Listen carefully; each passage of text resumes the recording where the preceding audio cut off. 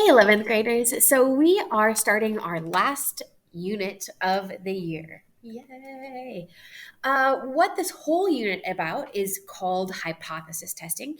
It is the very end of our probability and statistics topic. So topic 4 is probability and statistics, and at kind of the very end, the ultimate of probability was your probability distributions that we learned last unit, and now this is kind of taking statistics all the way to the final level. The idea with hypothesis testing is that it's exactly as it sounds, is that we are testing hypotheses. It is a very long procedural process where there's multiple things that you have to make sure that you do, because it is a test. So it needs to follow certain steps and certain procedures. Then you plug a bunch of stuff into your calculator, and then your calculator will give you values, and then you draw conclusions from these values. That's the general idea of hypothesis testing. Because there's a lot of new vocab, because there's a lot of different nitpicky things that go into this, we're going to take our first lesson and just kind of talk about some big ideas in hypothesis testing, but not actually run any of the hypotheses. We're going to have 3 types of hypothesis tests, which are going to be our next 3 lessons. We're going to have chi-squared goodness of fit. We're going to have chi-squared test for independence. And then we're going to have a t-test, which is a comparison of averages. So they're going to be different types of tests that we run. This is going to be really helpful, not just for your math class. If you take psychology, I think you will definitely be talking about this at some point in psychology. And then if you are running any type of test in science as well, this can definitely bleed into science classes like biology and chemistry, maybe ESS as well. Okay, so first I just want to talk to you about the general procedure of hypothesis testing. The first thing that we do, because we are testing hypotheses, is that we need to formulate our hypotheses. One of the weirdest plural words out there. Hypothesis is where there's an I here, and that's singular. Hypotheses is plural. So formulate hypotheses. We'll have something called a null hypothesis, which is H sub 0. And we'll have something called an alternative hypothesis, which is H sub 1. So the null and the alternative hypotheses. That's what we need to do. Each type of test that we have will have a different way to write out the hypotheses. There will be a specific way that we need to write them out. So I'm not going to teach you now how to formulate the hypotheses, because for each test, we will learn the way that we're supposed to formulate these hypotheses. This is a very important part that I see a lot of students forget to do when they're running a hypothesis test. And just remember, it's in the name, right? It's a hypothesis test. So you need to have hypotheses that you are testing. If you don't have a hypothesis, you're just kind of doing nothing. Okay.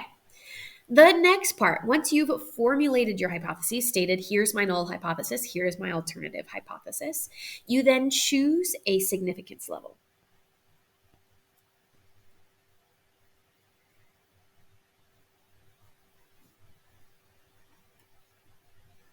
Your significance level will have 3 options. It'll always be a percent, 1%, 5%, or 10%. It's the level at which we are being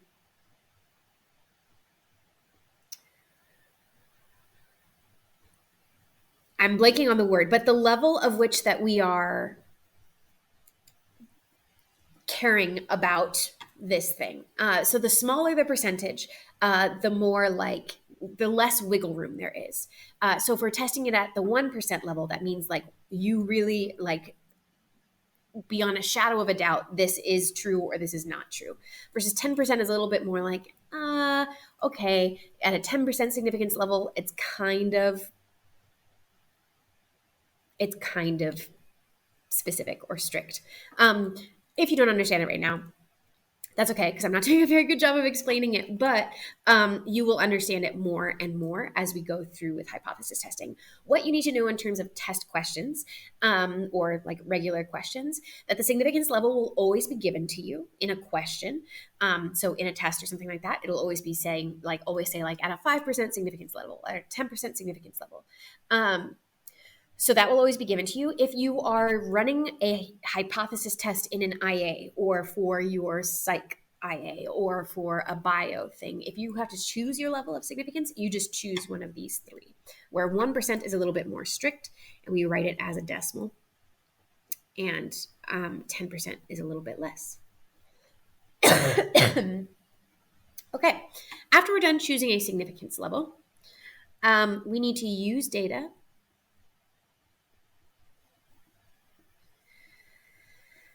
from a sample to calculate sorry,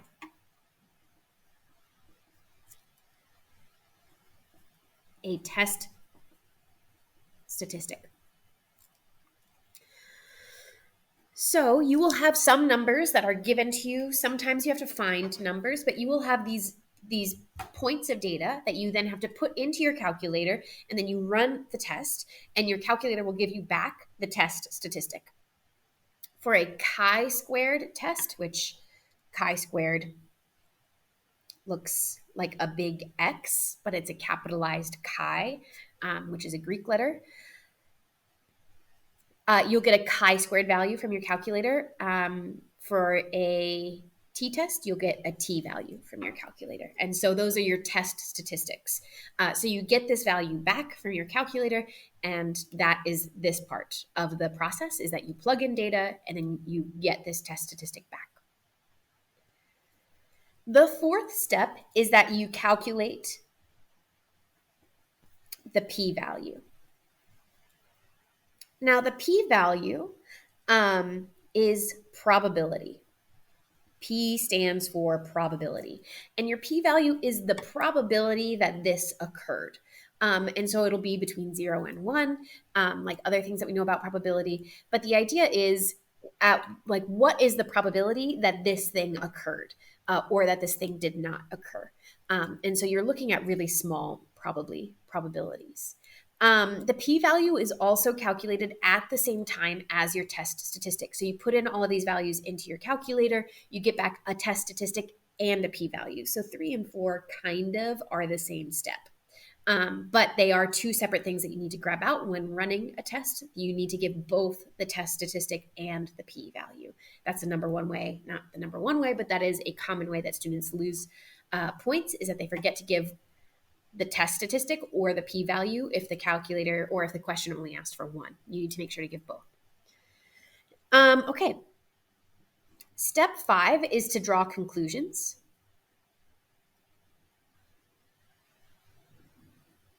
about the hypotheses. And that's going to be p-value and test statistic down here. We will be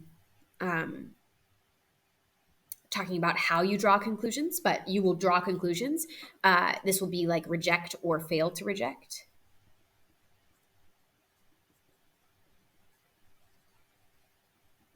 The null hypothesis, and we'll talk more about that later. And then step 6, the final part of the procedure, is to interpret results in context. So you can say, okay, I reject the null hypothesis or I fail to reject the null hypothesis, but you need to say what that means. What is the conclusion of the test in terms of the words of the problem, right? Like, what are we talking about here? Give it back in a way that's understandable. So these are the 6 steps that encompass a hypothesis testing. Again, if it doesn't make sense right now, that is okay. I just kind of want you to start getting used to the general idea of this. And then I promise you that as we get into more specific types of tests, you'll start to see this unfold a lot more. But I want to make sure you have something you can reference back to throughout the unit. So the really big part about hypothesis testing is that you have a null and alternative hypothesis. So your null hypothesis is always written like this, H sub 0. That is your null hypothesis. It is always assumed to be true. And I know that that kind of sounds weird, but it's the same idea as innocent until proven guilty.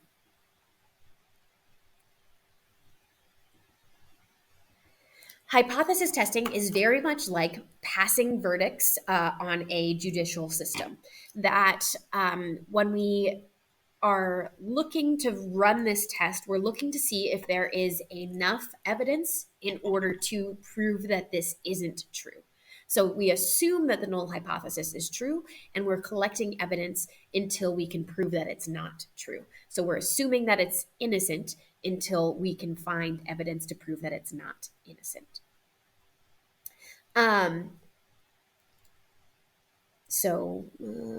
We need to provide enough evidence to disprove, right? So it's that whole idea. Versus your alternative hypothesis, which will always kind of be an opposite to your null hypothesis. It's how you think the position has changed.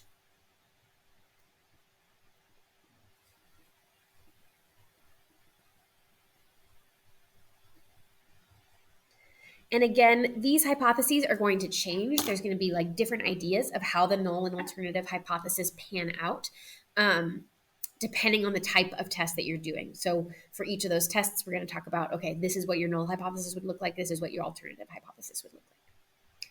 Okay. So this is the very first step of your general procedure, right? To formulate your hypotheses, to write them out and have that be the driving force behind all of this mathematical testing that you're doing. The very last thing that you do, or the second to last thing that you do, is to draw conclusions based off of this test. And how you do that is you look at either the p-value or the test statistic. The p-value gets compared to the significance level.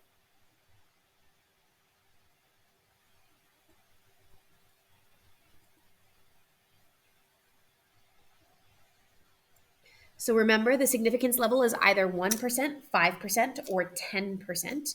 And your p-value, your probability that you get back, is from the calculator. Then you compare those two numbers together. If your p-value is less than your significance level, you reject the null hypothesis. A little way to remember this, because this is not in your formula packet, and it is something that when it comes to test day, one of the very few things that when it comes to test day in the IB, you will just have to have this memorized. So a way to remember it, I didn't finish that, is if P is low, reject the H sub O. So it rhymes. So if P is low, reject the H sub O.